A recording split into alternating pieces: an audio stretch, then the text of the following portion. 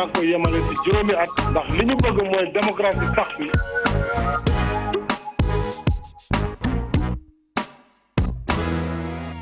télévision Futurs Médias ñi ngi dellu di leen nuyu mbokk yi ni ñuy àndee ak yéen àllarba bu jot ñu dikk ak yéen bu 21h30 daanaka jotee ñu amal ak yéen émission bi ñuy wax Faram Facce Faram Facce nag xam ngeen ni dafa yittewoo lépp lu aju ci wàllu actualité ñu waxtaanee ko ak suñu ay gan ndax jàpp nañu ne loolu itam bokk na ci rôle bi télévision amal askanam di waxtaan di leen gindi ci lépp loo xam ni tolluwaay réew mi la ku ko wax nag di nga wax ni politique naam daanaka moo ci gën a am solo waaye ku wax politique xam nga ni politique moo boot lépp itam ni ñu koy waxee muy wàllu économie muy wàllu sport muy lépp li nga xam ni ñaare dinañ koy waxtaane ci biir émission bi nga xam ni moom moo di Faram Facce tey nag ñu recevoir ci ay gan yu ñu jàpp ni seen xalaat ak ponk yi ñu yëkkati askan yi dinañ ci mën a gindiku ci lu bëri loo xam ni jaar na fi ci wàllu actualité ci ñooñu bokk na ci le ministre du tourisme Mame Mbaye Niang moom bokk ci parti bi di APR maa ngi lay nuyu monsieur le ministre. maa ngi lay fay Papa Ngagne di nuyu téléspectateurs yi di nuyu sama xarit Moussa Taye bi ma bokkal waxtaan bi tey. jërëjëf ñu ànd ci ak Moussa Taye moom mu ngi ànd ak Khalifa Sall nekk conseiller politique am ñu ngi lay nuyu Moussa Taye. merci beaucoup Pape Ngagne maa ngi lay fay bu baax di nuyu waa groupe Futurs Médias yëpp. di nuyu sénégalais yi nekk ci biir réew mi ak ci diaspora bi. di nuyu monsieur le ministre Mame Mbaye. ñaan yàlla aussi débat bi ñu am tey amal njëriñ sénégalais yi. Amin Moussa. mën naa ko tàmbalee ak seen ay déclaration yoo xam ni gis naa ko ci presse bi muy Moussa Taye muy Mame Mbaye Niang mën nañu tàmbalee ci déclaration yoo xam ni dégg naa ko ci yow Moussa Taye nga wax ni Macky Sall ak Aly Ngouille Ndiaye dañuy utiliser justice bi di ci def lu leen neex ndax loolu yow yaa ko wax ak am nga ay argument yoo ko dëggalee kàddu yooyu. waaw man maa ko wax maa ne président Macky Sall nguuram.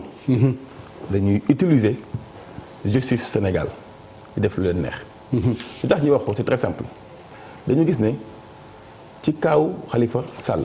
avant loolu kaaw Karim Wade bi ñu ñëwee dañ ne woon liste 25 personnes ñooy dem CREI yi. ñu sempi si kenn yóbbu ko àtte ko tëj ko. ñu des ñëpp ba léegi déggatoo ko. ñu dem ba ci biir jël kaawu Khalifa Sall. rapport IGE ñëw bi rapport bi ñëwee. rapport bi daal di ne. Khalifa Sall dañ koy laaj condition yi ñu taxawalee kees gi ak condition yi ñu koy utiliser. ñu jël rapport bi jox ko procureur moom mu teggi condition yi ñu koy créer dem uniquement ci condition yi ñu koy utiliser. def enquête bu gaaw en une semaine jël ko yóbbu ko juge d'instruction kooku aussi def ko enquête bu gaaw ñu àtte ko en moins de 2 ans damay tënk loolu yëpp. ñu àtte ko en moins de 2 ans. mu war a dem élection ñu xañ ko ay droit am génne ko ci liste électorale yi. donc depuis le premier jugement depuis procureur. ak juge d'instruction ak jugement bi ak appel bi ba cassation bi lépp dañ gis ne lépp lu ministre de la justice wax mooy am ci boobu décision. ñu dem ba CEDEAO ñoom ñu ne procès bi jaarul yoon amul procès équitable. te loolu nekk révolution judiciaire CEDEAO bu taxawee ne amul procès équitable. les droits de la défense n'ont pas été respectés. Sénégal waroon sukkandiku ci loolu defu ko. mais li gën a grave mooy bi ñu ba cassation. ñu joxe décision bi le 3 janvier. ñun ñu am beneen possibilité muy rabat d'arrêt pour dugal ko au niveau de la Cour suprême. ñoom ñu fexe ba jël dossier bi yónnee ko conseil constitutionnel ñoom ñu sukkandiku ci loolu xañ ko ne mënul nekk candidat. donc man ci tënk damay jàpp ne ñi nga xam ne ñoo commencé dossier bi ca procureur. ba ci conseil constitutionnel yëpp dañuy dox ci waawu Macky Sall. soo gisee nag ma wax ci Aly Ngouille Ndiaye dafa fekk moom mu yor nekk ministre de l'intérieur. te moom ci liggéeyam ñun dañ jàpp ne amul benn yoon boo xam ne jaarale na ko ci yoon. lépp lu mu def rek da ko teg ci violence ak ci menace te xam naa nañ dugg ci violence bi pour ñu mun ci wax après. ok loolu moo jàpp loo xam nga violence boobu sax dama lay bàyyi nga dugg ci parce que moom mooy actualité bi. parce que moo yëkkati sa ay kaddu ci contexte violence boobu nga ko waxee su ma juumul. effectivement lan moo tax nga wax loolu. très bien ci contexte violence bi. dafa nekk ñaar. dafa am violence verbale ak violence physique. ok verbale bi mooy seen kaddu. seen kaddu neexul. bu leen déggee ñoom waa APR ñoom ñëpp en général seen wax neexul seen wax dafa violent APR mooy parti boo xamante ne fële mi ngi tax di saaga Sénégalais yi publiquement parti boo xamante ne ci les militants responsables yore pistolet bañ tuddee ko El Pistolero. parti boo xamante ne seen sànq may def ay recherche pour émission bi xool naa presque 10 cas de violence à Kaolack les jeunes de la Cogère à Pikine moom dem na fa moom Mame Mbaye mii à Kolda Tabaski xulool nañ Oussouye xulool nañ fa Colobane moom dem na fa Colobane fu ñu dem rek ñoom seen biir ñooy reyante déjà. D'accord donc mooy violence verbale. mooy wax bu ñagas bi. terrorisme boobu ñu teg ci kaw nit ñi. mais aussi mooy violence physique. ok violence dafa am ñaar. violence physique légitime. Max Weber dafa ne état rek moo am monopole violence physique. tout à fait. muy les forces de défense et de sécurité. violence légitime état rek moo ko am waaw. mais ñoom dañ ko jël. di ko dóor nit ñi. de manière illégitime. ba xëy dem gis ngeen suñu siège taxawu Sénégal policiers yi ñoo fa de 13h à 23h di fa dóor ay lacrymogène di ko dóor ay jigéen ak ay xale. ñu gis ne tey suñu ay xale ay ndaw ñu ngi leen di arrêté leen enlever. Habib Mboup. dañ ko jàpp à 4h40 du matin. fëgg këram moog jabaram ak doomam liir bu ndaw dajj bunt bi génne ko yóbbu ko police. keneen ñu jël ko à 7h du matin ñun ñu jàpp ne loolu ay enlèvement la parce que police amul droit dugg kër nit avant 6h du matin kenn ki ñu ko jàpp à 1h du matin après minuit te loolu amul loolu du yoon. d'accord loolu des na. nga may ma rek léegi donc dëkk bi tey. foo tourné gis ay policiers ay gendarmes ñu cadré dëkk bi yëpp. mais bi gën a gaaw mooy la violence privée mooy les milices yi nga xamante ne moom Mame Mbaye laa dégg mu ne man am naa déjà ay gros bras. d'accord. ma jàpp ne. dinañ ñëw ci loolu non dinaa ñëw Moussa s'il vous plaît. Okay. Parce que fii nga tàmbalee fii nga daanelee foofu laa bëggoon nga commencer fa.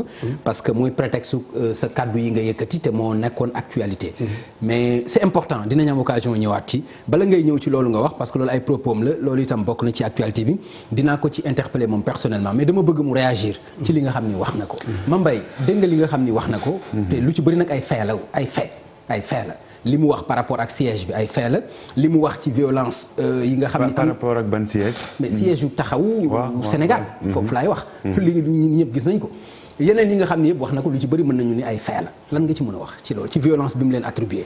waaw jërëjëf Papa Ngagne delluwaat di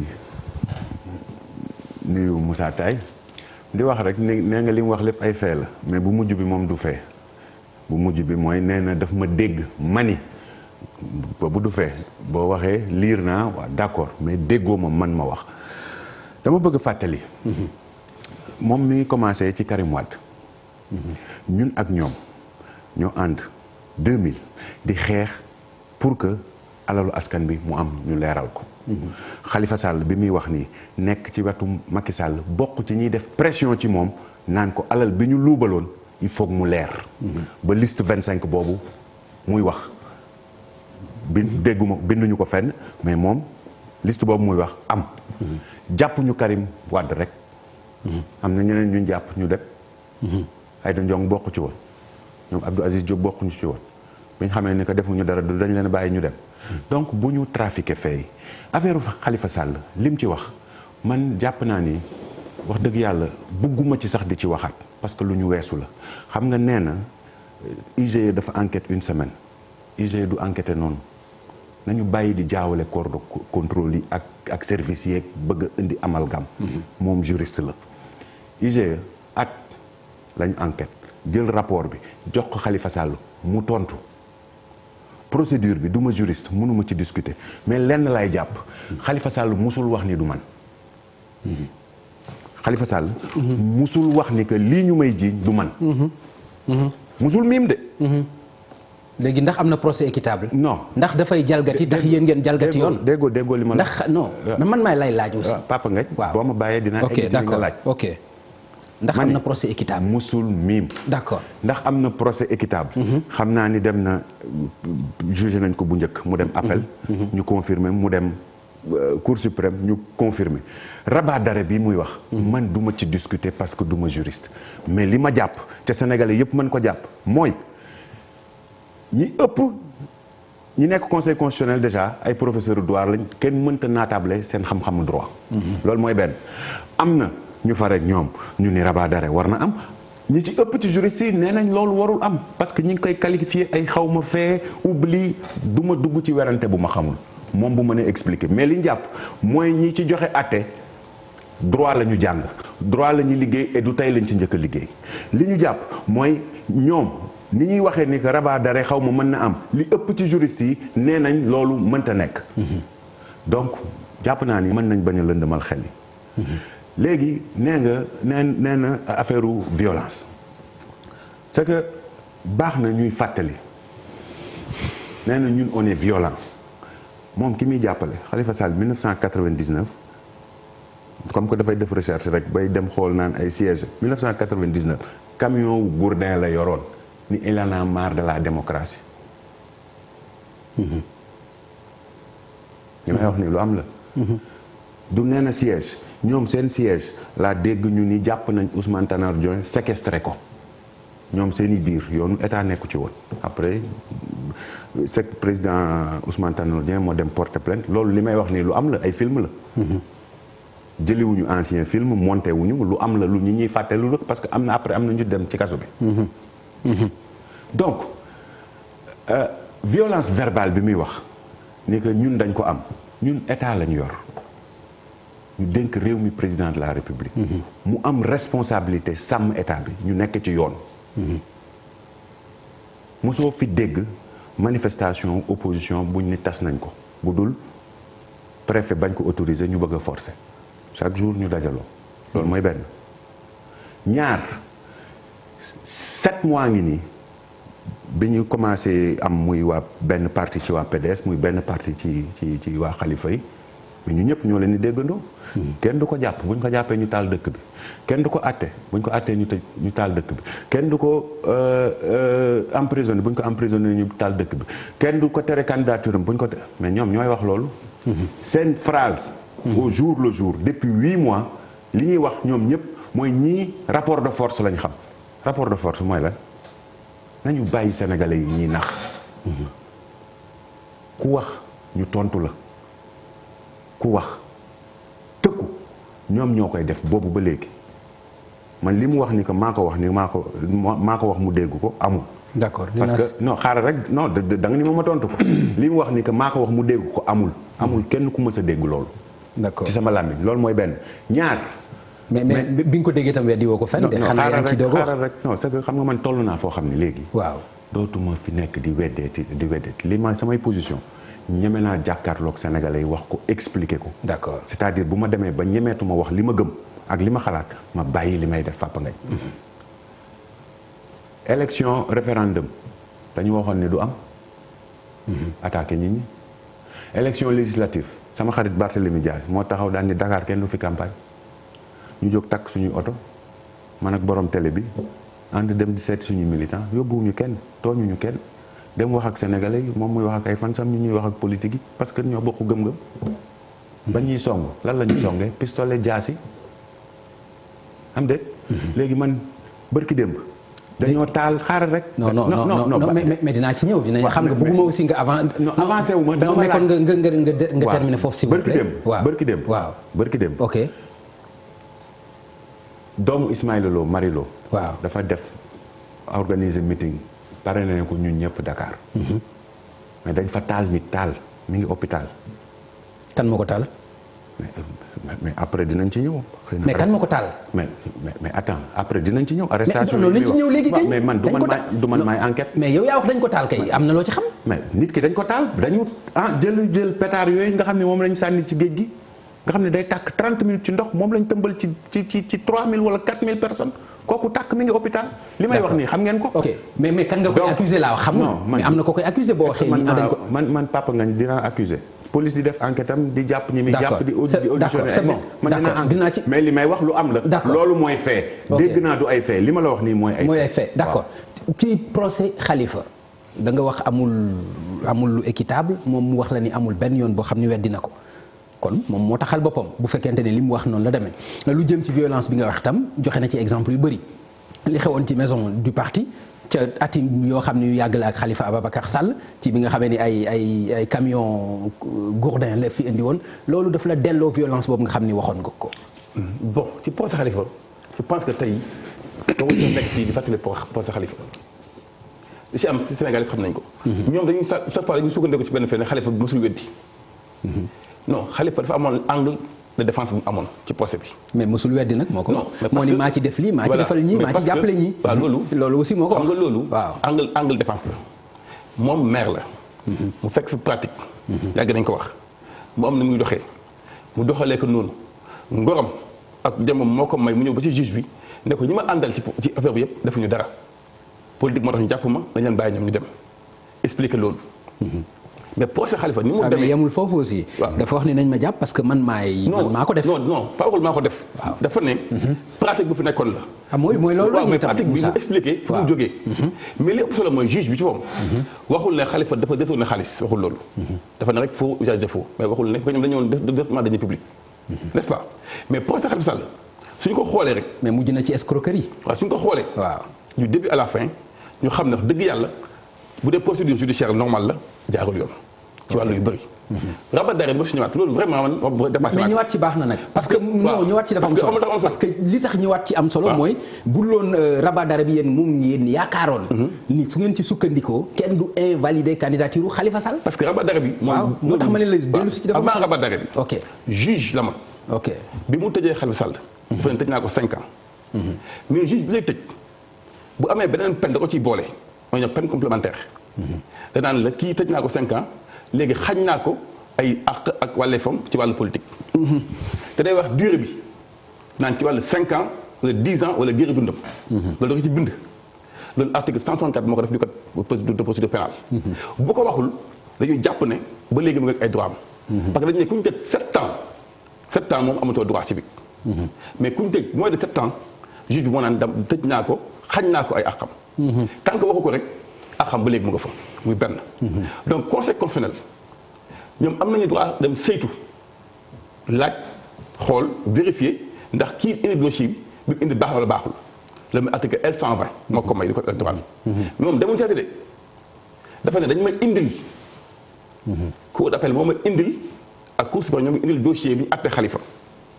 ma sukkandiku ci ne léegi nekkatul électeur. lan mooy yooni cour d'appel procureur cour d'appel ci élection. parce que le conseil constitutionnel dañu naan day statuer sur place et sur pièce dossier bi ñu ko jox moom lay saytu. bu méngoo ak yoon moo validé bu méngoowul mu bañ a validé. L120 boobu may par exemple conseil constitutionnel. ñu gëstu. mais dañ ko mais bu fekkente ni am nañ pièce boo xam ni cour suprême indil na leen ko mais benn la rek. non maa ngi ñëw. ci condamnation Khalifa non xam nga moom dafa ne am na droit seeti. waaw mais seetiwul dama ma woo dama lay invité. waaw. man la damay ñëw. waaw nga wax ko ne la damay ñëw boo ñëw ba 21h ba ko ba ñëw ne la mën naa ñëw nga ne ko man invité wu ma la. waaw n'est-ce pas. waaw donc ñoom bu ñu la indilee. non ça dépend. non bu ñu la ça dépend. Babacar Thioye Ba mën na ñëw ma gis profilam gis ni mën na toog ci émission ma toog ma invité ko mën na nekk. waaw mais li mu ko indil ci exemple bi nga joxe la la ci mais li mu ko indil. waaw moo baaxul. ok parce que li mu ko indil amul jugement définitif. ok d'abord amul ne bind nañ ci ne dañ ko xañ ay àqam. ak yàlla amu ci. ok deuxièmement mooy amul jugement définitif. dafa am benn avocat bu ne ci état bi.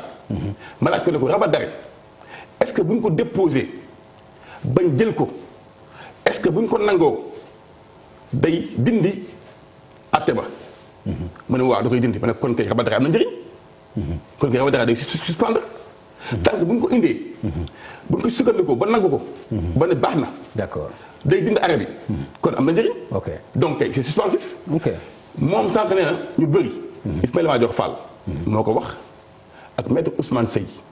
ñoo ne rabat d'arrêt n'est pas suspensif. effectivement amul keneen ci juriste. ñoom ñaar wax nañ ko. amul ñett.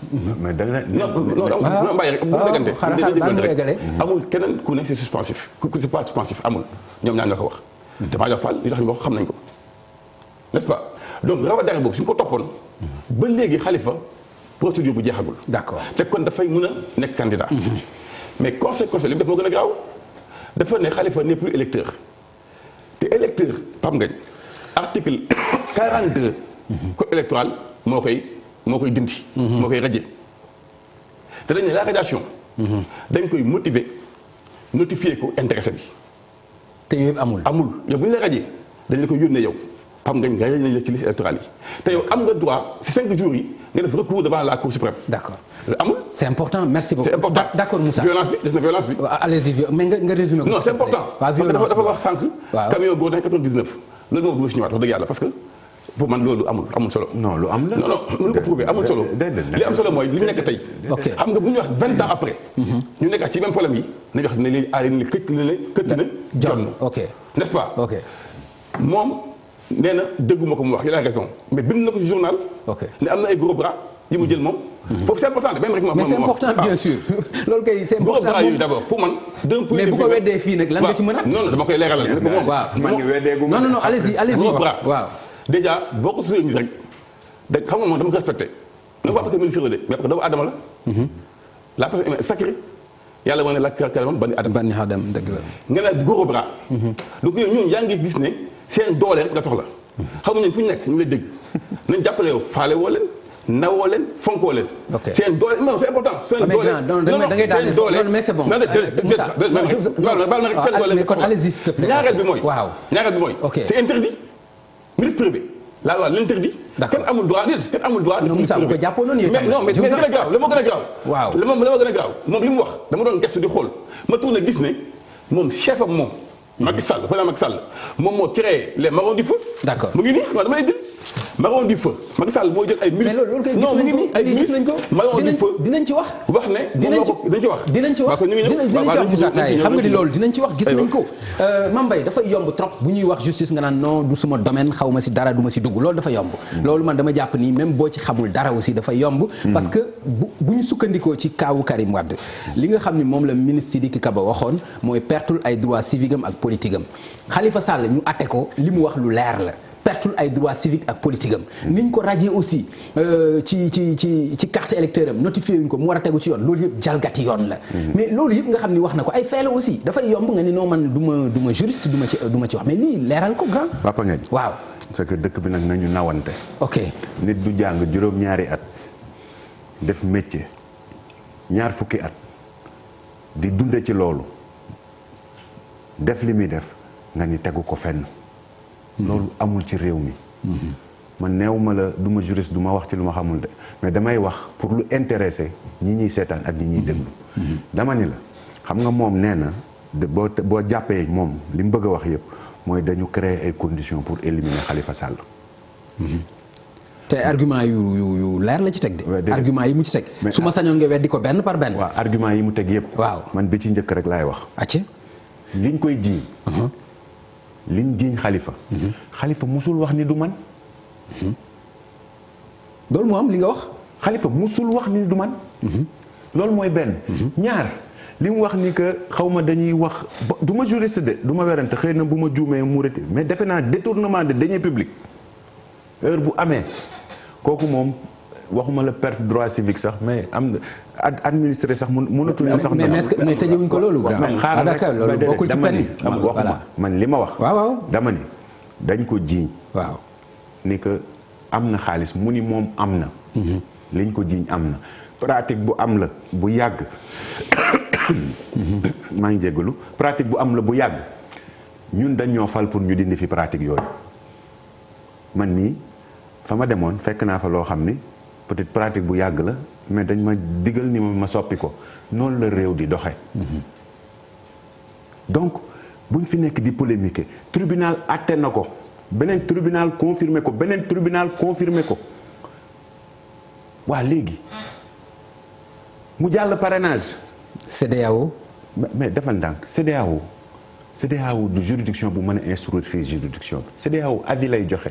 te ñoom boobu ba léegi li ñu wax man bëgguma ñu dellu si waat ci wax yooyu parce que am na lu ëppal njëriñ askan bi CEDEAO ñoom bi ñuy dem dañu bëggoon annuler condamnation bi CEDEAO ñoom dañuy nëbb ni que 8 jours la leen wax ni que 8 jours yi ñu jàpp Khalifa Sall moo normalul te loolu ki expliqué wax na ko nee na 8 jours yi parce que pour ñu mën a demander assemblée nationale xanaa assemblée nationale duñ ko fal rek mu am bureau. ça prend du temps pour ñu installer bureau bi pour ñu soog a mën a demander donc wax yooyu yëpp. jarul fii wax man li ma jàpp mooy wax dëgg yàlla nit ki boo defee dara nangu ni yaa ko def bu la yoon daanee da ngay nangu kenn yéenewul loolu Khalifa. ñoom li ñuy jiiñ ñi dañuy éliminer di ci boole Karim Wade ñun ak ñoom ñoo àndoon di ko xeex. ànd ci ak ñoom ba mais bi ñuy jàpp Karim Wade. dam leen ngeen déglu ñoom déclaration yi ñu doon def ah non il faut xaalis bi leer nañu bàyyi bu nit wàccee yoon tribunal daan la mais da ngay nangu. affaire yi jeu haut niveau la quand tu fautes tu ne joues plus et c'est ça c'est malheureux mais c'est comme ça. c'est comme ça. yeneen wax yi ñu fiy wax yépp ay guddal wax la nee naa la ci wàllu violence man damaa yor nguur. c'est-à-dire damaa bokk ci nguur man bu amee kenn ku am intérêt dëkk bi dal man la. léegi lan moo fi indi les marrons du feu. non mais les marrons du feu bi muy am ci début élection yi la 2012 ñun ñu jël suñu cortège di dem ñu ñuy attaqué Pikine lañ njëkk a dugg ñu tiim ñu ak ay xeet suñu premier meeting Pikine jour boobu bu yàlla defuloon jàmm duñ dugg. ok bu ñu ragaloon dañuy dellu suñu. donc da nga dem booru Casamance. Kaffrine balu pistolet tàkk na fa waaye léegi ñun nan la ñuy jëlee ay doomu jàmbur di ànd ak ñoom di dem campagne yi. yow yaa fi waxu yoon léegi de dafay tax nga jalgati yoon. dafay tax nga créer milice privée. kenn créé wul milice. ah kay marron du feu lan la. non les gens non ñun ay UVO lañ créé woon. UVO mooy lan. unité de vigilance opérationnelle. élection yi boobu ñun ñëpp ñoo àndoon ñun élection yi gars yi dañ ko bëgg a sàcc ñuy organiser wu yéen ngeen di organiser wu ci biir organisation yooyu noonu muy man muy Barthélemy muy Mbaye Dione tey bi nga xam ne xëy na ñu am ci taxawaay parce que ñun ñëpp dañoo jàppoon ni que dañu bëgg a jalgati élection yi. mais taxul ñu def dugg ci dara mais mënoo jël ay doomu jàmburu di dem di campagne te doo jël ay matukaay pour bu ñu la songee. nga def mais matukaay yi même buy jalgati yoon da nga koy def. mais ban jalgati yoon. jalgati yoon mooy loolu. mooy créer ay milices yoo xam ni. kenn créé wul milice fan lañ créé milice. mais mooy les marrons du feu. Mambay defal ndànk nee naa la. Mambay xoolal Sénégalais yi ngay waxal aussi li ñu lay wax lu ñu gis la. ñu ngi gis ay ponkal yoo xam ni ay t-shirt la ñuy sol di ànd ak yéen loolu loo ko mën tuddee. duñu ay sénégalais. mais buñ di ay sénégalais nag. duñu voté ñoom yéen vidéo Khalifa Sall boo jël. non man waxuma yéen man yéen laay waxal yow. man yow laay waxal moo tax ma lay tontu. waaw xam nga yaa ngi wax ma lay tontu. waaw nee naa la munoo génn benn yoon ñu song la nga génn ñaari yoon ñu song la nga génn ñetti yoon ñu song la ñeenteelu yoon bi wax dëgg yàlla di nga jël sa jumtukaay nag pour aar sa bopp. d'accord loolu lañ def de. d'accord kenn waxu fi milice. léegi gros bras yi nga milice yow yaa ko tuddee yow yaa ko tuddee gros bras xam nga mën naa leen tuddee. waaw ah sama sécurité man ak ñi may àndal. et bu ma ko waxee xel mën na koo nangu parce que dem naa fenn ñu song ma ak ay jaasi ma demaat feneen ñu song ma ànd ak borom télé bi ñu song ñu ñëpp gis ko ñu dem feneen ñu bëgg ñoo toroxal léegi dañuy tere ñun dañuy utal fu ñu dem ak fu ñuy jaar te ñoom ñu mën a def lu leen neex fii chaque jour opposition meeting mosoo gis ñu tas ko wala ñu sànni xeer ñun chaque jour bu ñu créer rassemblement bëgg a dajaloo. d'accord mais ñu tas ko. ok ba ci lor ay nit. léegi Moussa. wax na lu mu wax. mais loolu itam mën nañ leen ko delloo. parce que seen argument yëpp mooy élection du am sans Khalifa Sall. kenn du fi campagne kenn du fi nangam est-ce que propos yooyu aussi mën nañ leen ko delloo mu nekk ay propos va-t-en-guerre yu violence. waaw dinaa si ñëw de mais. waaw li ma bëgg wax mooy sànq dafa ne Khalifa dañ ko rapport da ko jiiñ ñu jàpp ko tëj Khalifa di kenn def nu ko pour document de public. te dafa bëgg mu leer. procureur moo ne loolu ci charge yu njëkk yi la. ci charge yu njëkk yi la donc procureur teggi na loolu. ok mais moom jiiñ nañu ko fi. rapport même rek man du ma la dagg. rapport finance jiiñ na ko fi. Prodac 26 milliards. 29 milliards. waaw mu xëy le 10 juin démissionné. le lundi 11 mu liggéeyi. parce que dañu démission am nanguwuñ ko. te moom xam na ne ministre la bu démissionné. génn gouvernement même bu ñu ñëwaat sax beneen décret moo ko dugal mais bi mu démissionné ba bu mu waxee loolu moom man ne moom moo jël de man waxuma ne moo jël ba léegi dama ne jiñ nañ ko mu ñëw fii sa plateau bi. seetal daram wax mais dafa dem RFM le 5 août tàqal collègue am ministre Amadou Ba. dem assemblée nationale le 27 novembre. ne député yi war ngeen laaj Amadou Ba.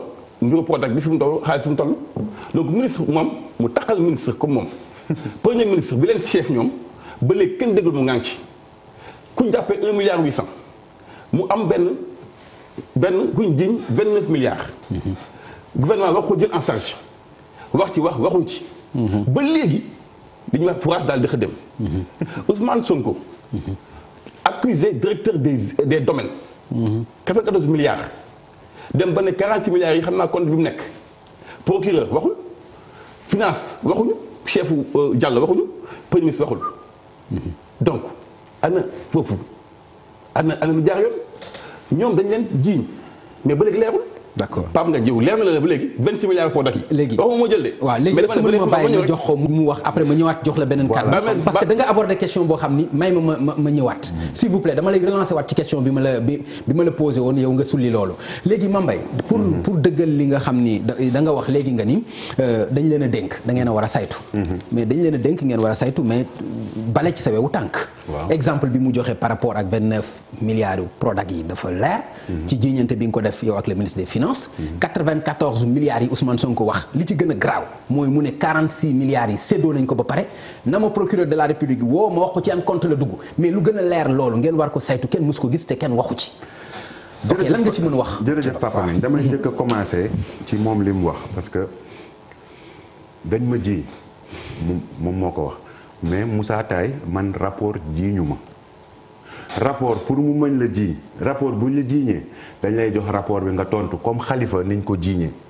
dañ ko jox rapport bi mu tontu man gisuma rapport yëguma rapport musuma dégg rapport ca rapport boobu bu ma fekkoon fa ma nekk man maa bindoon demandé leen kaay leen saytu Moussa Taye juriste nga Moussa xam bon xaalis responsabilité bi ki ko am. mooy ordonnateur de dépense bi ak administrateur de crédit Moussa est-ce que ministre ordonnateur de dépense la wala ak administrateur de crédit déedéet man li tax ma bàyyi par principe bañ a yàqal ki ma nekkal ak sama ngëm-ngëmu bopp mooy man damaa jàpp ni que. ci mais décret bi la waroon delloo si waat nag bi nga démissionné. déedéet du décret démission da ngay déposer ñu delloo la ko buñ ko nangoo est-ce que comprendre nga. bu ñu indi laam-laamee indi nañ ay démissionné dimanche ak ay kër kuñ fal dimanche nga war a mën a démissionné dimanche affaire Prodac. ji ñu ma Amadou Ba de dama ni man responsabilité technique laa ci am fii réewum Sénégal problème mu finance bu fi am Amadou Ba mooy responsable bi. lii ngeen may laaj bu ngeen bëggee mu leer dem leen mu tontu man li ma signé maa ko signé mi ngi nii contrat bi et pour mu valable waa finance dañoo approuvé waa DCMP dañoo approuvé DCMP bi Prodac defee récemment marché boo xam ni d'accorduñ ci dañ ko rejeté. 29 milliards mënta nekk parce que ba léegi mobilisé wuñ 29 milliards man ba ma fay jógee ci biir 29 milliards yi 5 milliards 7 loolu leer nañ ko ba mu leer bi ma demee assemblée nationale député moo ma laaj député bu la laajee en tant que ministre amoo droit wax lu dul dëgg parce que mën nañ la ci topp bi ma laajee 29 milliards yi dama ni ko 29 milliards yi day yéenay voté budget bi ngeen di voté tey man ma ñëw di ko défendre bu ngeen paree xam ngeen ni dañ koy transféré mu am yeneen administrateur de crédit boo mënul jot ci administrateur de crédit yooyu Amadou Ba ngay laaj donc boo bëggee am lu la leer ci 29 milliards yi ak nan la demee lan lañ ci fay ak luñ ci fayu. d'accord bu Amadou ñëwee suba. boo ko laajee dina la tontu. loolu leer na 94 milliards yi. 46 est-ce que dama koo ji. non loolu li nga wax li ma wax leer na. non c'est-à-dire dama bëggul mu nekk objet émission bi. voilà non du nekk objet émission bi. non mais c'est bon. waaw léegi je vous en prie dañu avancer ci. voilà 94 milliards yi ok waaw. xam nga 94 milliards yi. man ak ñu bari ñoo ko déggandoo. musuma toog ci réunion wala ay affaire gouvernement ñu wax ci. mais man li ma jàpp samam xel. loolu doy na waar di. déglu rek ma wax la loolu am visite mosoo toog mu wax la li ma jàpp samam xel. waaw mooy que problème mu ñaari privé la. benn famille le président Abdou Diouf exproprié woon wala président Senghor lañ exproprié woon seeni suuf ñu xayma ko mu toll ci 200 nangam sangam hectares état bi amal leen. Djily Mbaye njëkk ko jënd ci li ma liir. bi ko Djily Mbaye jëndee jotu leen fay ñoom ñu famille bi attaqué famille Djily Mbaye tribunal ñu dem tribunal jox leen dëgg delloo leen seen i kayit. beneen homme d'affaires jënd ko beneen homme d'affaires bi mu ko jëndee dem ci commission yi commencé démarcher pour ñu fay ko Sonko dem seeti dégg yëf yi dem seeti famille bi. ni leen dama bëgg ngeen jaay ma ko. moom waxul loolu de famille bi seet si ko la wax. waaw déedéet déglu rek mën nañ ci wax. man mais dama lay wax rek aussi man aussi li ma dégg mu wax ko. man li ma lay wax nii. waaw këyit laa gis te ci journaux yi laa ko gisee. ok fiche de présence mu signé. dinañ ñëw ci moom li mu wax. Sonko dem seeti famille bi ni leen dama bëgg ngeen jaay ma ko d'accord ñu. jaay. waaw non dafa bëgg ñu jaay ko créance bi. ah d'accord xamul woon. ni que am na ku ko jënd wala bu ko xamoon tamit bëgg na fa indi ji fi jaafa loolu waa famille bi seen responsabilité la donc li ñuy wax nii ba léegi ci ñaari privé la yëfi jàmburu ma jaay Papa Ngagne dem Sonko dem assemblée ni am na détournement 94. non boo nee ñaari privé te domaine dugg ci directeur bi dugg ci. waaw mais Papa Ngagne c'est parce que loolu Moussa Taye sax du ko nangu même bu fekkee daf ñu compte parce que nag boo amee boo jëndee créance bu ñu la war a fay état war la ko fay mais bu ci ñooñu duggul doo fayeeku parce que gouverneur mooy convoqué ñooñu ñëpp ni leen kii suufam lañ jël dañ ko war a fay ñaata lañ koy xayma ñu fixé commission.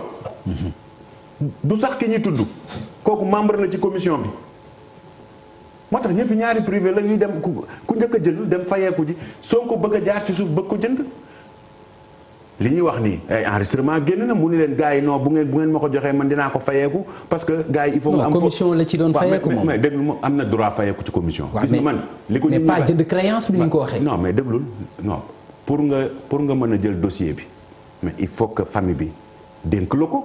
ngeen signé accord famille bi jaayoon na ko ba pare moom mu ñëw donc ñaari privé la moom mu jël affaire bi dem assemblée Sonko bi mu njëkkee wax daf ni musuma gis famille bi biñ ko waxee ban cabinet la daf ni moom moomul Merclès Atlas la yoonam nekku ci musu leen a toog moom day défendre ay kii mais firnde yi am yëpp wane leen ko du dëgg 94 milliards yi mais ki ko jënd ca tey yoon may ko mu moom ko nee na mu fayee ko wu ci dërëm donc yi muy wax nii mais na dem wax ko feneen kay xaalisu nguur gi génn feneen. pourquoi léegi li indi wax ji mooy pourquoi justice maandu ci. non 94 milliards 46 milliards yu dugg ci compte. ba léegi procureur mënul wax ci loolu. xam nga justice pour mu man ci li ma jàpp. waaw justice mënoon ci dugg ki jënd moo d'accordul mu dem porter plainte ni famille bi nax nañ ko wala famille bi ci boppam dem porter plainte ni ko dañ leen a nax. d'accord. loolu la. c'est bon non xaaral léegi Sonko bi muy bind. pour porter plainte mais këyit bi ñun ñëpp a ko gisandoo parti Pastef la ci bind donc c'est quelqu'un qui a pris sciemment un dossier privé dem politiser ko pour ses propres intérêts utiliser siège bi mu am tey jii man ji ñu ma ko de li ma wax nii yëpp moom moo ko wax tey jii wax ji yëpp foofu ci moom lay dellu ku bëgg politique nga politique mais bu fekkee ni que ji nii yëpp ci loolu la sukkandiku mais alhamdulilah parce que 29 milliards yi amul 94 milliards yi amul li mu bindoon ci pétrole bi ñu dellu gis ni que am na benn société concurrent ndekete bu joxe $192 000 weddiwul ñu laan ay no Twitter man 29 milliards yi biñ ci tuddee Green boîte internationale biñ ci tuddee Green 2000 li njëkk a def mooy jël ñetti avocat buñ démentir ay Twitter ak ay Facebook de buñ naxante. mais xalaat nga aussi Tullow di démentir ci loolu. te même bu fekkee joxe na xaalis xam nga ni loolu aussi moom arrangé wu ko. même bu fekkee Tullow joxe na xaalis xam nga arrangé wu ko mu koy démentir. Papa Ngagne non Papa Ngagne Moussa Taye groupe multinational yi. ils sont cotés en bourse. waaw mais looloo tax bu la jiiñee corruption looloo tax. am nga problème. d'accord donc buñ ñu wax ay Twitter lañ ko.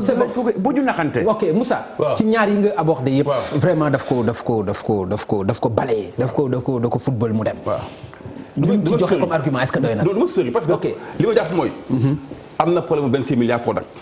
ça c'est avéré. am na problème mu. non damay déglu rek. am na problème mu xaalis bu 29 milliards bu ñu def Prodac. amul moom mu jaral ko mu démissionné. ñëw toog fii sa télé bi yàgg moom mu wax mu ne day seetal dara. mu ne dañu laaj Amadou Ba. donc gouvernement bu Abdoulaye Dione. am na ci problème ci Prodac bu 29 milliards. ba léegi mais Amadou tontu na. waaw mais bàyyil ma wax bu ma buñ dagante. ma mbay bàyyi ko mu tontu s'il te plaît rek baal ma. waaw man li ma jàpp mooy. waaw dans le gouvernement du ministre bu Abdoulaye Dione. il y a un scandale de 29 milliards ba léegi leerul. te mën na leer parce que mën nañu def enquête interne sax wax ñu mais bu Sonko bi xam fa laay waxee Mamour Diallo est directeur des domaines. haut fonctionnaire de l'État. tout à fait Ousmane Sonko accusé ko nommément. moom bi ñu ko accusé dafa démissionné xëy na acte de courage na loolu démissionné ndax bëggul leer. yow bu ñu la accusé woon tey 10 milliards wala leneen da boo xëy dem plainte. man ku ma accusé sàcc ma xëy porte la plainte dama am njaboot am lépp moom nga accusé ko loolu kenn dëgg du wax nga nekk ci kii ku mel ni impôt ñu ne la am na détournement de 94 milliards. mais 94 milliards yi aussi jàppal ni aussi wax la rek. mais non xam nga non mais loolu aussi. mais loolu aussi mais comprendre nga loolu aussi ah. dama ne un citoyen sénégalais. mu yeewu ne directeur des domaines sàcc na 94 milliards. kooku en personne dafa war a plainte waa ji ko wax loolu. ndax mu yàq en tout cas annoncé woon na plainte. waaw mais dafa annoncé woon na plainte. mais deuxièmement. waaw dafa am chef moom waaw le directeur général des impôts moo ko chef. am beneen chef mu ministre des finances. bu doon ci kër la ci beneen entreprise on aurait pris des mesures conservatoires. comme que jiñ nañ ko xam ne moo defoon deful nañ ko teggi moom ba pare ubbi enquête. mais c'est-à-dire mënuñ ko parti profit ubbiwuñu enquête moom amuñu ci woon benn mesure mais kenn waxu ci. te li ma métti mooy président Macky Sall moo ne woon en 2012. je ne protégerai personne. et je demande au gouvernement de veiller fermement à ne pas déroger à cette règle. le premier ministre moom devoir am mooy mu dégg coow li mu convoqué leen. ne mais lii mooy lan dama bëgg mu leer. ñu ubbi enquête. ok non ñu ubbi enquête. pour moins que ça on a ouvert des enquêtes. donc bu ñu ne amul solo xam nga amul solo Ousmane Sonko li mu wax commission la man li ma jàpp mooy. Ousmane Sonko mënul jël risque. accuser waa ji nommément. turam ak santam waa ji di kilifa ci dëkk bi waa ji waxul waa ji nekk impôt hiérarchie moom ba léegi kenn déggu la ñu wax ci. donc loolu moom laa moom d'accord man. d'accord non li mu wax aussi lu yanu maanaa la. lu yanu maanaa la. Papa Ngagne 94 milliards. ñu jógee ci wax 46 milliards yu nekk ci ay comptes bancaires. Papa Ngagne ak ay traçabilité yu clair mais loolu bu ko nit waxee ci réew mu ñu ne am na yoon am na transparence mais war nañ ko liggéenti aussi. Mambay Papa Ngagne waaw xam nga yoon. balaa ñu ci mën a wax.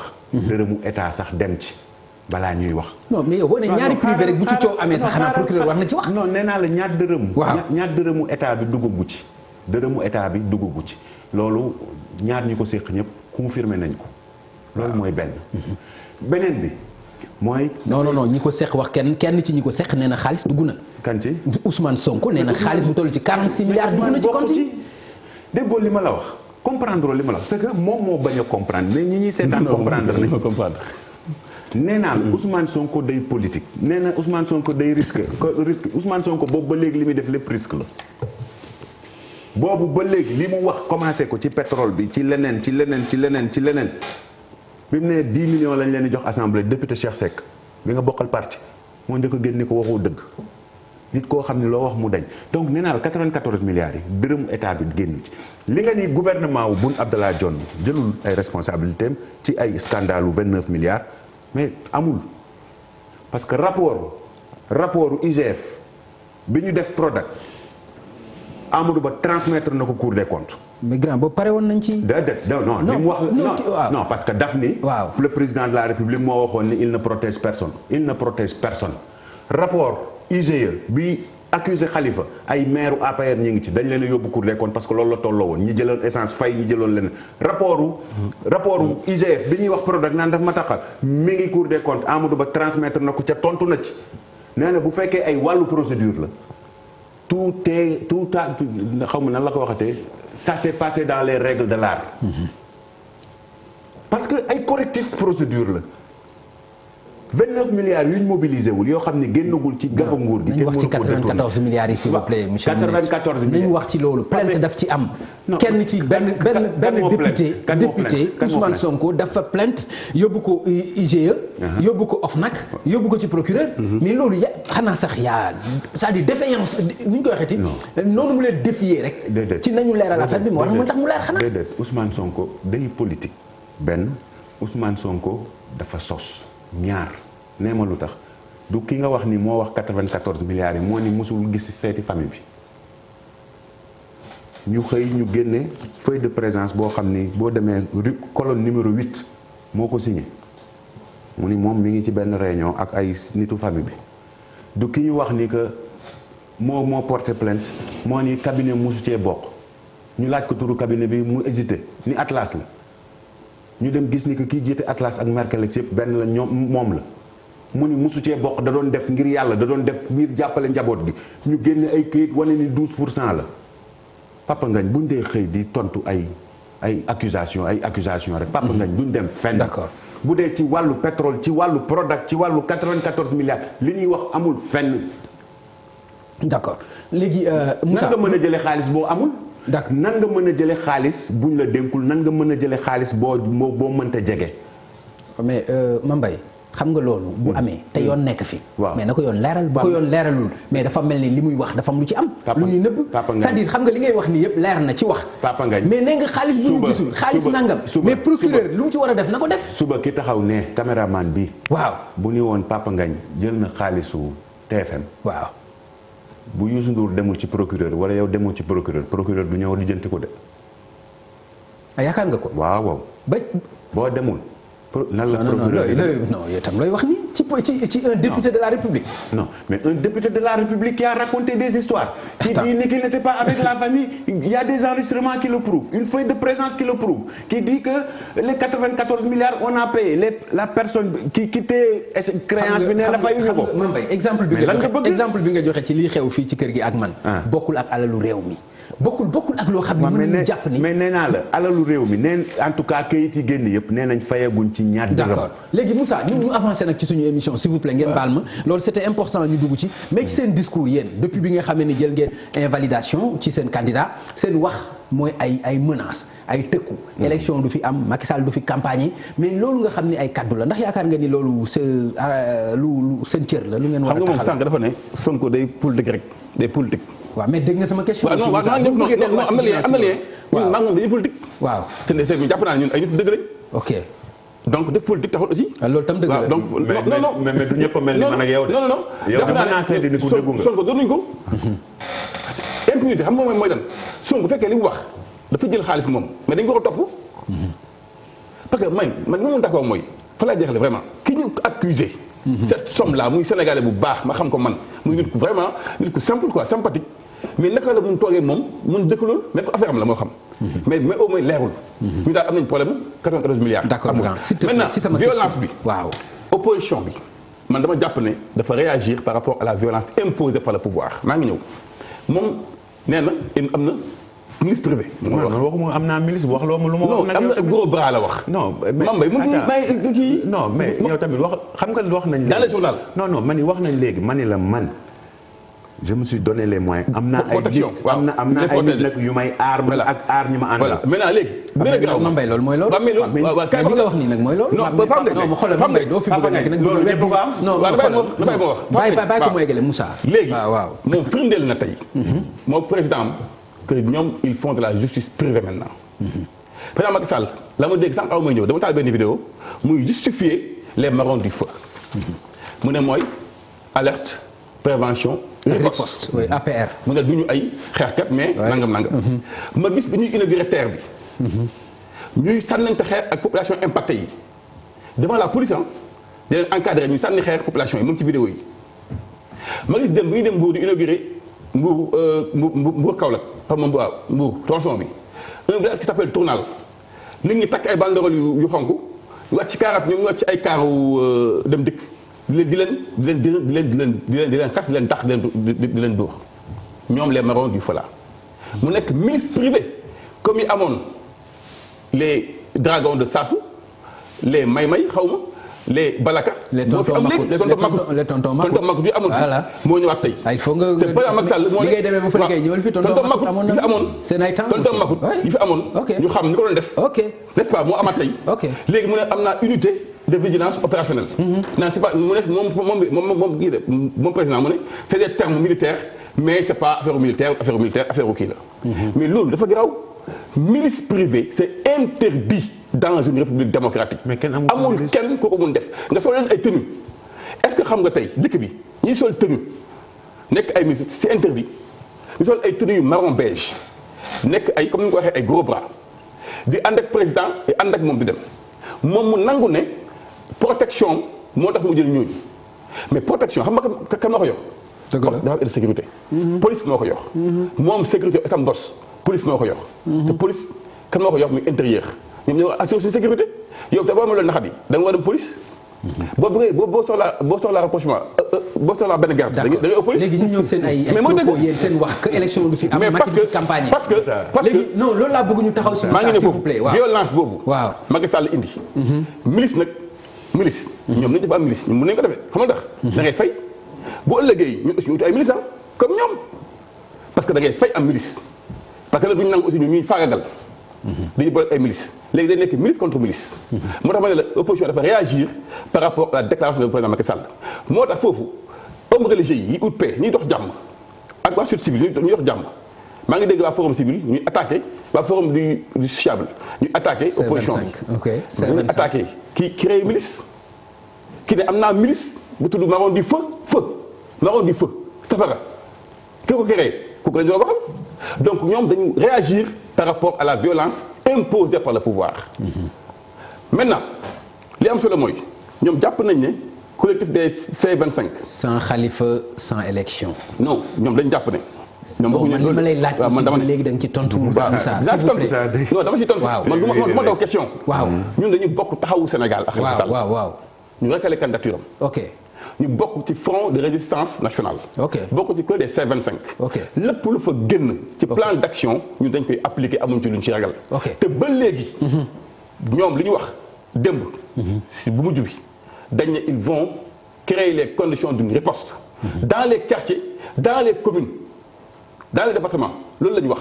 ba léegi waxuñu dañuy boycott élection ba léegi waxuñu dañuy yàq élection dañ ne ñoom ils vont créer les conditions d'une riposte. d'accord loolu moom je l'assume ñoom. lan nga jàpp muy nekk conséquence de poste boobu nag lan moo mën a nekk. mais mooy plan d'action bi ñu teg. waaw pour xeex mais conséquence bi mën na nekk élection yu ñu yàq. non xëy na mu nekk loolu xam nga dafa nekk loolu. parce que amul xëy na yow tam Moussa parce que ñoom. waaw li ñuy def. bu leen di fekkee musiba am. d'accord ñoom ñoo am police. ok ma yow fa la jeexalee. ñoom ñoo am police. ok nationale. di ko manipuler. ba pare andi ay milices privées. loolu Pape Ngagne dafa très dangereux. d'accord léegi Mambay li nga xam ni weddi wuloo ko.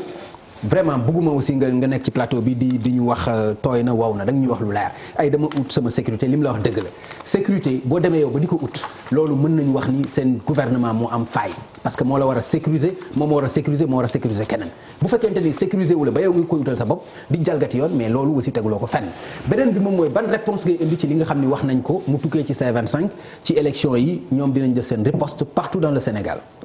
waaw Papa Ngagne xam nga xëyuma xëy rek daal ni damay renforcer sama sécurité xëyuma xëy rek wax ko de loolu mooy benn bi njëkk a am beneen bi ci topp affaire marron du feu yi muy wax naan président moo ko créé ak ay xaw ma leen. waaw moo ko wax de. mais attends kañ la ko wax.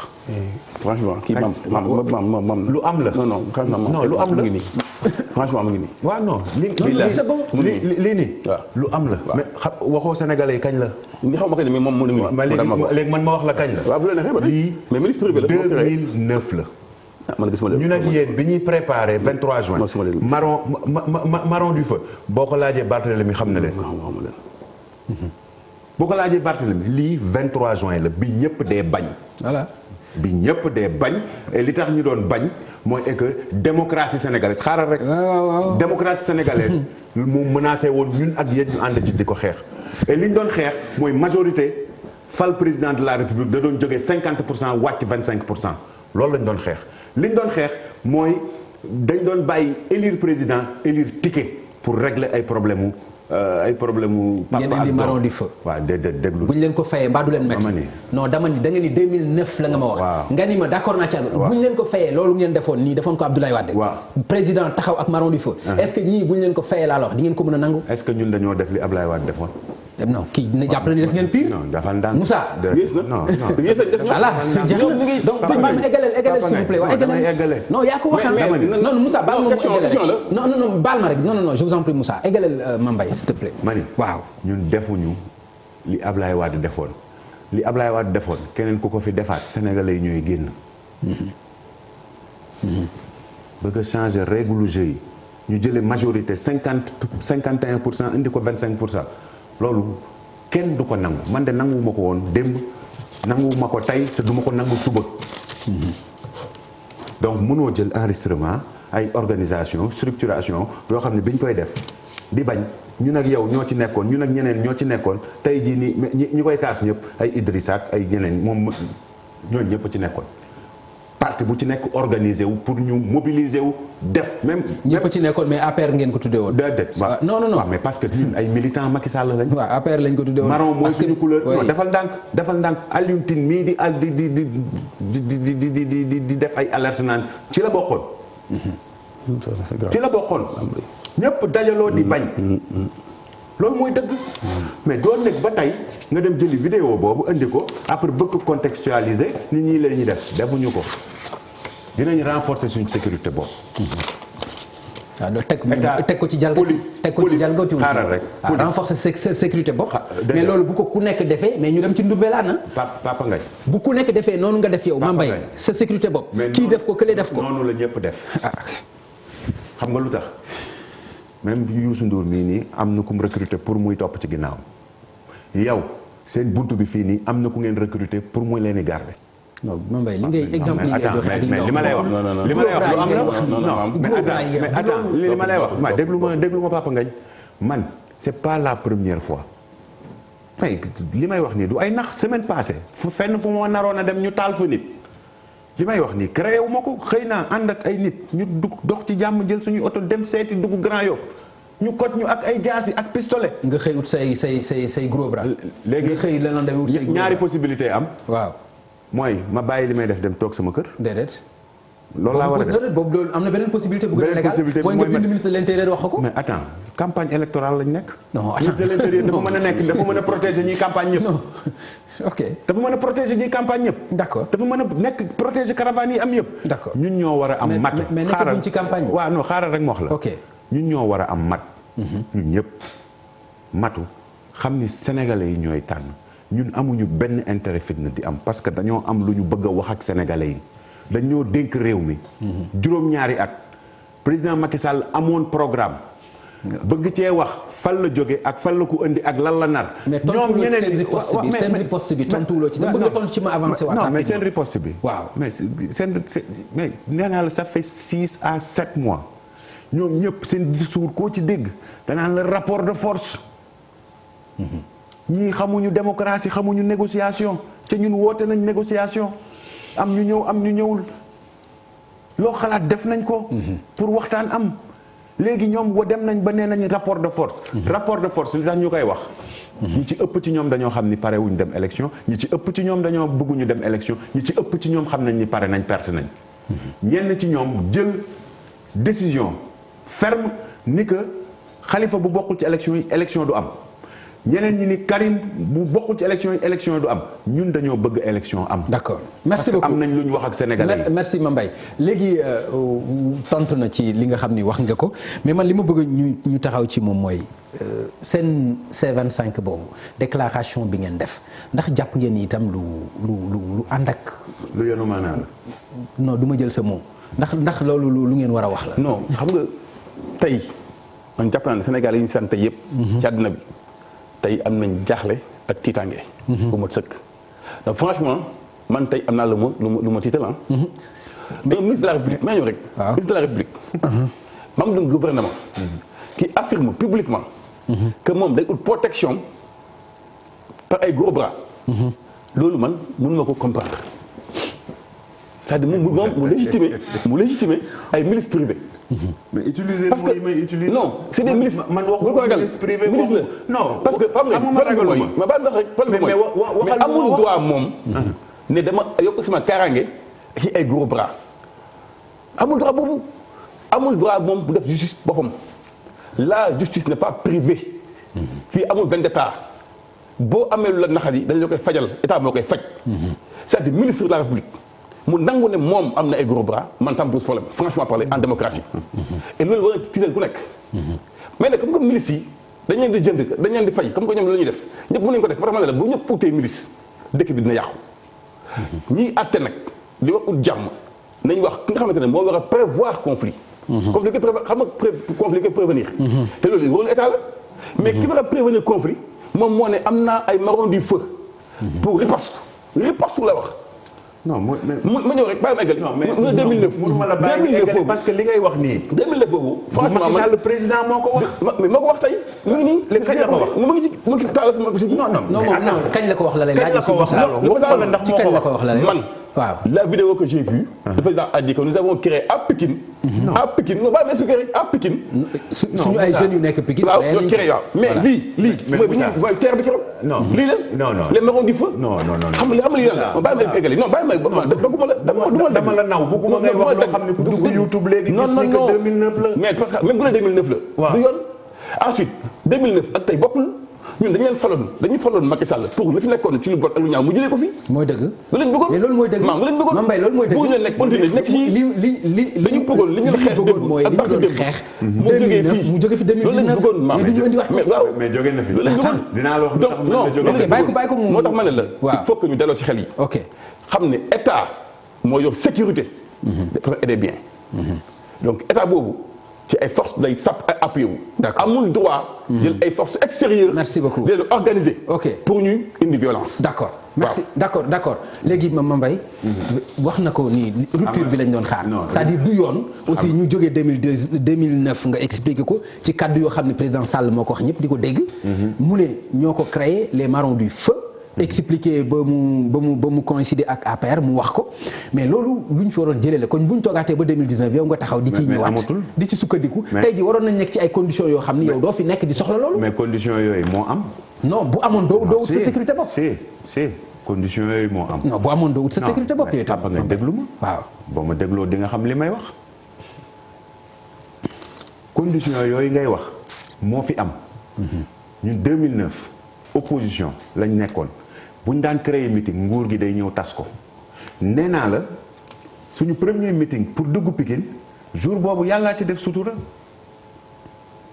yow bi Macky Sall nekkee président de la République ba léegi est-ce que dégg nga benn manifestation opposition buñ ni waa APR a ko tas amul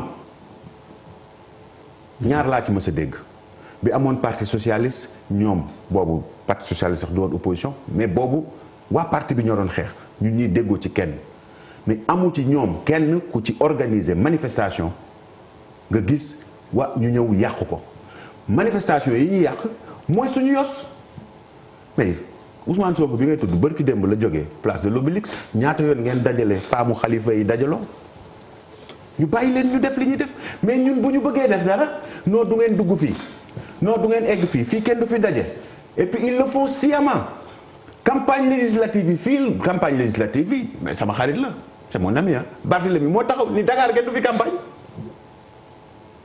boobu Moussa Taye condamné woo ko. moo tax nga jël émission. waaw non mani defal dànk rek Barthélémy boobu yenn ànd liste taxawu Dakar mu ni Dakar kenn du fi campagne tant que Khalifa mi ngi ci kaso bi. ñu dugg Grand Yoff li ngay tudde gros bras ñoo ñu song je prends à témoin Youssou Ndour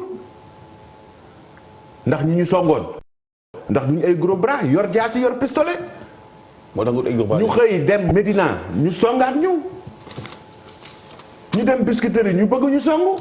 ba tey joxul droit nga sécurité ba tey joxul droit. attends Mame Mbaye mas nga dégg ba tey waaw mais ba tey joxul droit bi waaw. gis nga nag. ok dañuy waxante dëgg. acca maa lay dégg. fii nii. ku ci nekk. sénégalais bu ci nekk. bu bëgg campagnal ma Samba wala ma Demba. am nga droit dem fu la neex. amul beneen sénégalais. fii ci meeru gox ba bu la mën a wax fii doo fi ñëw. Papa Ngagne est-ce que xam nga moom. non baal Moussa je vous en prie loolu. baal ma waaw. moo gën ci ñun. moo gën ci ñoom. moo gën ci réew mi. te defe naa loolu la ñuy def. lii C25 wax. ñun quand même à part ay gouvernement ay responsable politique lañ ku defe ni nag dig ñu teree campagne wala mën nga ñoo xoqatal wax dëgg yàlla da ngay nax sa bopp. jumtukaay politique yi ci war yëpp dinañ ko jël. kenn mënuñoo teree campagne. kenn mënuñoo teree dem gis Sénégalais jumtuwaay politique nga wax de. waaw. jumtuwaay politique yi mu laaj yëpp dinañ ko jël pour mën a dem wax ak Sénégalais yi ci jàmm ak xel. parce que li ñu leen di wax. ci xel lay dugg ci xol lay egg. d'accord lan nga doon expliquer Moussa tout à l'heure bi nga koy interrompre. c'est-à-dire c'était pour revenir. léegi mën naa ñëw donc ak suma question s'il vous plaît.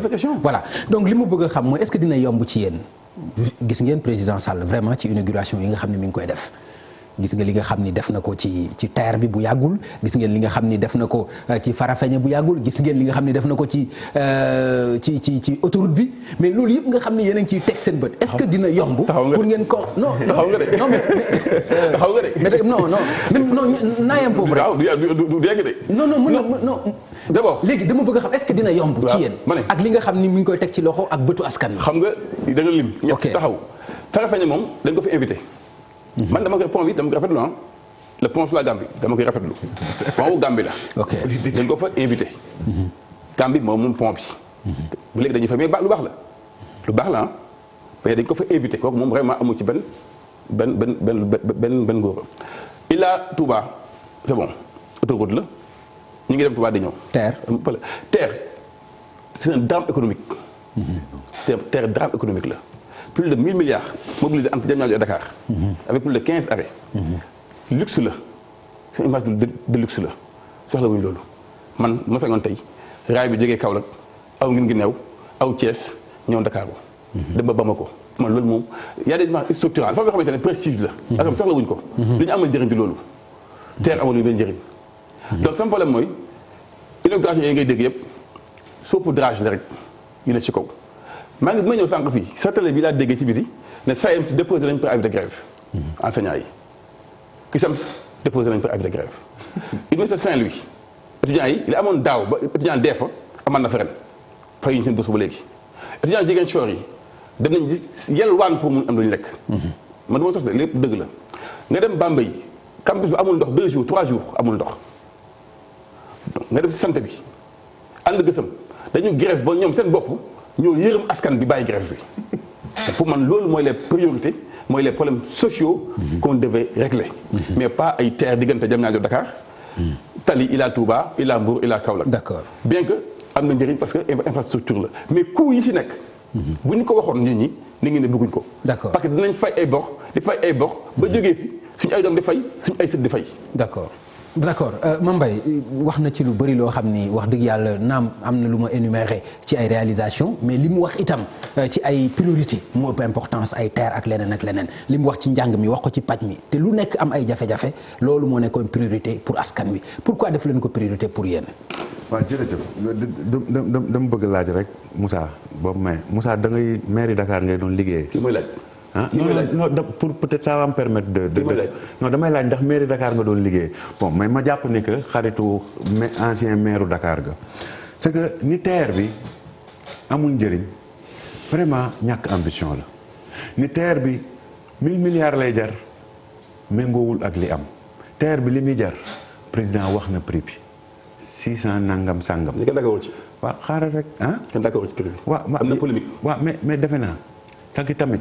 bu fekkee ni que lu ñu wax ñu ni d'accorduñ ci ñi ñi yor te di wax ni lii la jar waaw wax dëgg yàlla. nga baal ma Pape xam nga tax ma wax loolu. baal nga ko de waaw xam nga tax ma wax loolu. waaw parce que transparence bu ñu woote ñoom moo war a tax ne lépp lu ñu def rek ñu wax ko mu leer nañ. du am benn coow. merci beaucoup allez allez-y waaw laa bëgg wax waaw. waaw donc ñu jàpp ni que du 1000 milliards yi ngay wax. 600 ak lu teg milliards la. transparence bi ngay wax ki indiwaatoon polémique bi Ousmane Sonko la tudd ci ngeen appuyé wu moo ni way xaw ma teg nañ ci 200 milliards avenant mais xanaa yow juriste nga bon mas nga signé contrat xam na contrat na lay dem contrat mënuñu ci teg avenant bu ëpp 16%. mënta nekk da ngay lancé waat avis xam nga di wax lu mënta nekk donc TER bi loolu lay jar boo nee TER bi c'est pas pertinent mooy wax dëgg yàlla la ngeen doon def mairie Dakar xoolu leen fukki at wala ñaar fukki at ci kanam. ñun ñëpp gis nañ ni que Dakar nit ñi dañuy yokk ñun ñëpp d'accord nañ ni que 2035 Dakar lu mat 8 millions de personnes dinañ fi dëkk ñun ñëpp d'accord nañ ni que pouvoir d'achat wu sénégalais yi mi ngi yéeg ñun ñëpp d'accord nañ ni que pétrole bu amee ci réew mi niveau de vie bi day gën a yokk ñiy am oto dañuy gën a bari. est-ce que 4 millions 500 oto mën na daw ci mbeddu Dakar yi munu ko est-ce que ñiy jóge Pikine di liggéey ci Dakar wala ñuy jóge fii di dem liggéey ci Diamniadio est-ce que mën nañu yor oto. anticiper ci ay problème mobilité urbaine moo tax président investir ci lu mel noonu munoo am relier ñaari pôle bëgg ko def te doo trouver moyen wu transport de masse. mais mu bàyyi ba déwén te régler problème mu santé bi ak njàng mi defal ndànk mais mu bàyyi ba déwén aussi boo la beneen non attends. c'est parce que waaw Papa Ngagne waaw waroo waxee noonu. lu tax xam nga lu tax waroo waxee noonu. waaw c'est parce que ñi fi nekkoon. dañ doon wax ñu bàyyi ba déwén loolu moo tax ñuy dund problème mu ndox ren Dakar. ñi nekkoon ci ginnaaw buñ bàyyiwul woon ba déwén tey duñ am déficitu ndox ba nit ñi defe ni ñun la. léegi dañuy bàyyi ba déwén bàyyiwaat ba déwén mu am juróomi at yoo xam ne embouteillage bi chaque année ñu lekk 100 milliards ci économie réew mi. te ñu mën ko def léegi. am réew gis-gis moo koy yor Sénégal fii ak 7 ans 8 ans Dakar Diamniadio day am problème mobilité urbaine. investissement yi dafa am sax loolu dafa am sax problème moom dafa am moom terre bi loolu moom dafa am moom loolu ñu ngi koy dund fii ci Dakar ñu ngi koy dund mu metti lool day gën a metti ci kanam tuuti parce que pouvoir d'achat bi day gën a moom moo campagne yokk oto yi bu ñu ko yemale woon ci 5 ans yi fi président bàyyi woon mais du ñu am problème bi ñu am tey may ma moom moo campagne yi oto yi ñu waxoon 5 ans mu yóbbu ko ba 8 ans mais may ma voilà ma wax la waaw maa lay déglu comme mu ñu yokk oto yi 5 ans ak ñu bàcce ko 10 ans yëpp pourcentage bi li muy varier du bari kay réalité économique bi mooy pouvoir d'achat au Sénégal mooy yokku 2021 on va être producteur de pétrole 10 000 cadres étrangers yoo xam ne au minimum ku ci nekk di nga fayeeku 2 000 à 3 000 dollars par mois ñoo fi nekk ku ci nekk da ngay bëgg am sa luxe boo amul moyen de transport de masse bu nekk aux normes bu fekkee yéenewu leen sénégalais yi nag lu baax.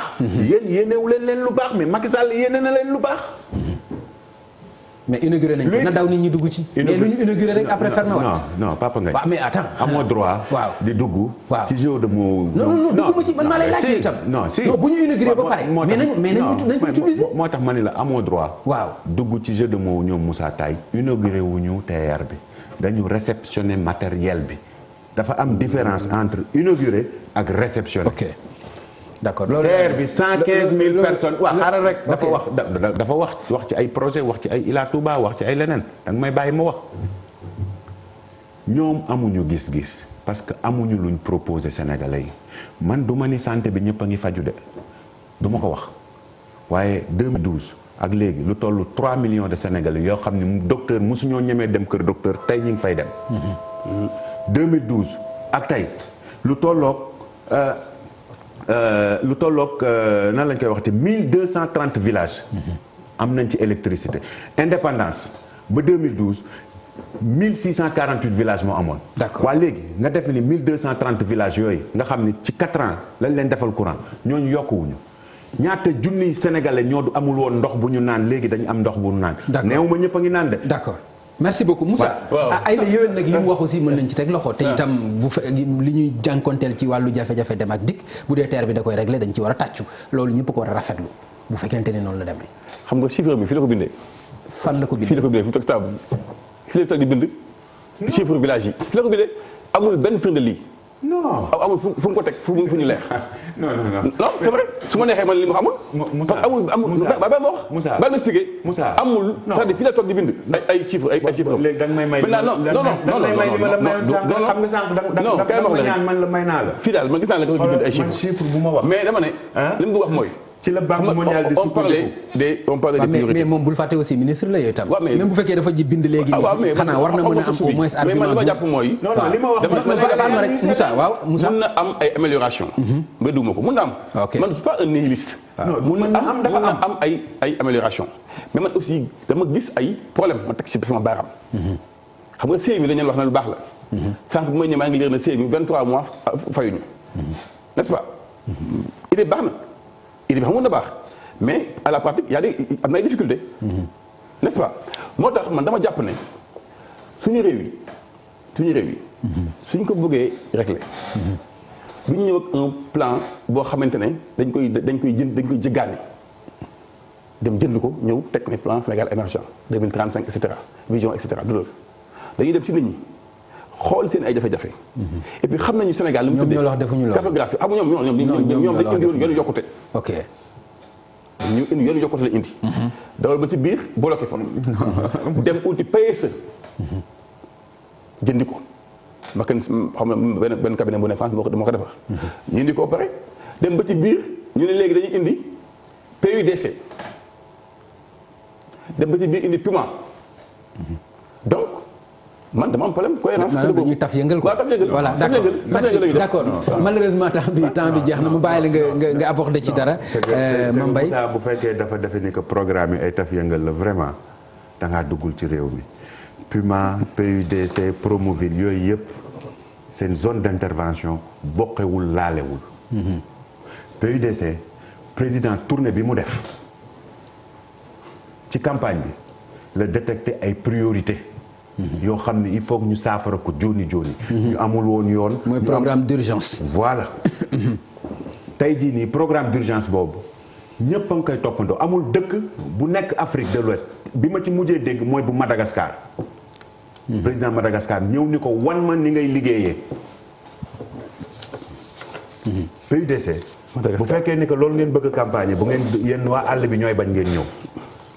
ñaata village yu enclavé lañ désenclavé. ñaata forage la ñu def. 32 forages par année. indépendance ba 2012 2 forages par année moo amoon. ñëpp amuñu ndox. mais 32 forages par année donc ñun programme la ñu am. am na fu ñu joxe woon réew mi. am na fu ñu dinañ am beneen occasion ci programme. incha allah non dinañ def beneen boo xam ni programme lay nekk. moom laay d'accord ok. di wax sama xarit Moussa Taye ni que man amul benn chiffre bu may joxe. ci wóoruma parce que naw naa ñi ñuy seet.